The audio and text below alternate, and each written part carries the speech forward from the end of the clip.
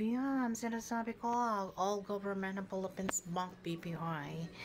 Bakit hindi nyo pa ako tinatawagan at makuha kong aking bank money ransom? 19 nga ngayon, 19, 11, 19, 20, 21, 22, 23, 24, 25, 26, 27, 30, 31. So 12 days coming to November, the end of October. Manood ka, President, ibibidyo ko sa iyo at papadala ko sa iyo ang video kung paano ko sila lilitsyonin ng buhay.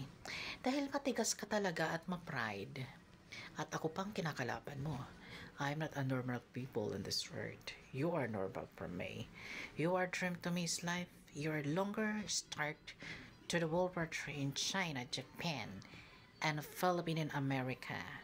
But you're always a scandal in violation all the world. You Philippine politics, Filipino people, you have a died. Now, bilisan nyo ha. Sinasabi ko sa inyo, umiinat ang ulo ko ha.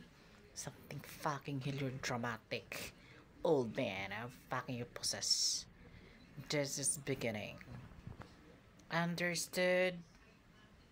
Bilisan nyo ha.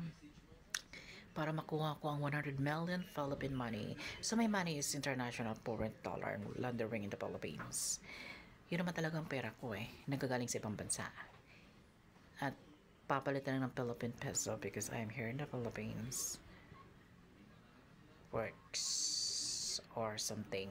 Dito pa ako nakatira kaya gagamit ako ng Philippine peso. Yun understand din BBM dahil pag hindi pupuntahan kita sa Malacanang, hindi ako lumpot bulag para hindi kita makita dyan.